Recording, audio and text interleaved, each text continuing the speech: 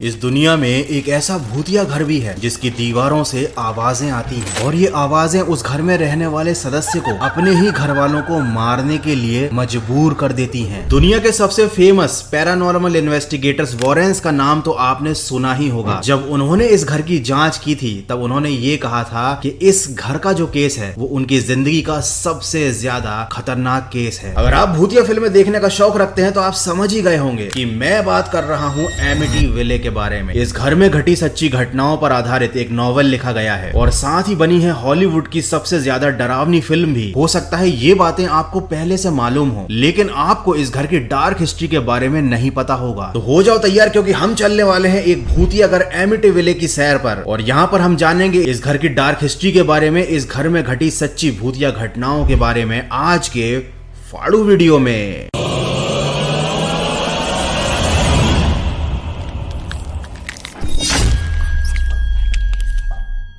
लुट्स परिवार, जहां पर जॉर्ज और कैथी के साथ उनके बच्चे थे। जॉर्ज और कैथी लुट्स एक घर की तलाश कर रहे थे, तभी उनको एक बहुत बड़ा सा घर काफी सस्ते दामों में मिला, जो घर था एमिटीविले। अच्छा, उनको इस घर की हिस्ट्री मालूम थी। क्योंकि ये घर उनको इतने सस्ते में मिल रहा था, इस लालच में उन्होंने इस घर को खरीद लिया। जॉर्ज और कैथी को तो इस घर के इतिहास के बारे में मालूम था, लेकिन हो सकता है आप में से बहुत से लोगों को ना मालूम हो, तो मैं जरा शॉर्ट में बता देता हूँ। इनके घर खरीदने से ठीक एक साल पहले 23 साल का रोनाल्ड जो इस घर में रहता था, उसने अपने घर के 6 मेंबर्स को ऊपर पहुंचा दिया था। अच्छा, ऐसा नहीं है कि उसे अपने घर वालों से कोई खास दुश्मनी थी। जब पुलिस ने उसे पकड़ा और पूछा कि भाई तुमने ऐसा कांड क्यों किया है, तब उसे खुद को समझ में नहीं आ रहा था कि आखिर उसने ये क्यों कर दिया, क्योंकि वो तो अपने परिवार के साथ खुश था। हाँ, लेकिन उसने एक स्टेटमेंट जरूर दिया। उसने कहा कि इस घर की दीवारों से रात के समय उसे आवाजें आती थी। ये आवाजें उसे अपने घर वालों को मारने के लिए कहती थी। अब रोनाल्ड ने ये सारी बातें मन से कही थी, खुद को निर्दोष साबित करने के लिए कही थी, या सच में उसके साथ कुछ ऐसा हुआ था, ये तो हमें नहीं मालूम। लेकिन आप खुद सोचिए, एक ऐसा घर जिसमें किसी इंसान ने अपने ही परिवार के सारे सदस्यों को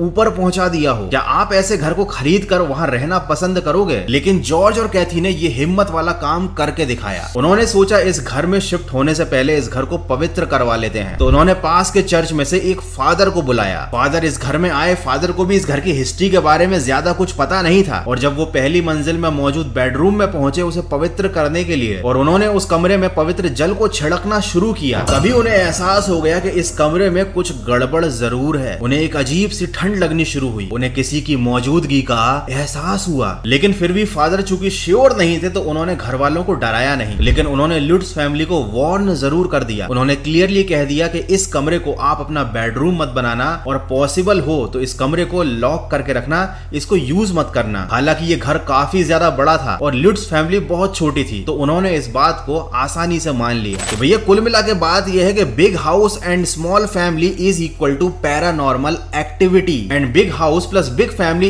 is equal to Sooraj Barjatya movie. Anyway, मैं मजाक कर रहा था, and this video is not sponsored by Sooraj Barjatya. खैर, इस घर में शिफ्ट होने के बाद घर के सभी मेंबर्स को रात में डर लगने लगा। इस घर में जगह जगह पर कोल्ड स्पॉट बन गए थे। कोल्ड स्पॉट एक ऐसी जगह होती है जहां पर हर मौसम में हमेशा ठंड ही लगती रहती है। ऐसा कहते हैं कि अगर आपको कहीं पर ठंड का एहसास हो रहा है तो पॉसिबल हो सकता है कि उस जगह पर कोई आत्मा मौजूद हो। हालांकि जब से वो लोग उस घर में शिफ्ट हुए, उन्हें किसी की मौजूदगी का एहसास होने लगा। उनकी छोटी बेटी अकेले में किसी से बातें करती थी, और वो जिससे बातें करती थी वो घर में किसी और सदस्य को दिखाई नहीं देता था। धीरे धीरे सबकी तबीयत खराब रहने लगी, सब लोग चिड़चिड़े हो गए, और एक रात को अचानक जॉर्ज की नींद रात को 3:15 पर खुली। ये वही समय था जब रात के समय इसी घर में रोनाल्ड ने अपने घर के सभी सदस्यों को अपने ही हाथों से खत्म कर दिया था। जब जॉर्ज की आंख खुली तो उसने देखा कि बिस्तर पर उसकी बीवी की जगह कोई बूढ़ी सी औरत लेटी हुई है, जो बहुत जोर जोर से हंस रही है। जॉर्ज काफी ज्यादा डर गया, लेकिन तभी एक झटके से उसकी नींद खुली। उसने देखा कि वो सपना देख रहा था, लेकिन ये सपना इतना ज्यादा रियलिस्टिक था कि उसने जॉर्ज के दिमाग पर एक काफी गहरा असर छोड़ दिया। उसके बाद यह घटनाएं और भी ज्यादा बढ़ती चली गईं। केवल जॉर्ज ही नहीं, घर का हर सदस्य काफी ज्यादा परेशान होने लगा था। हर किसी के साथ कुछ न कुछ अजीब घटना घट रही थी, और एक दिन इन लोगों ने फैसला किया इस घर को छोड़ देने का। वो लोग बिना अपना कोई सामान लिए तुरंत उस घर से निकल गए, क्योंकि वो समझ गए थे कि अगर वो इस घर में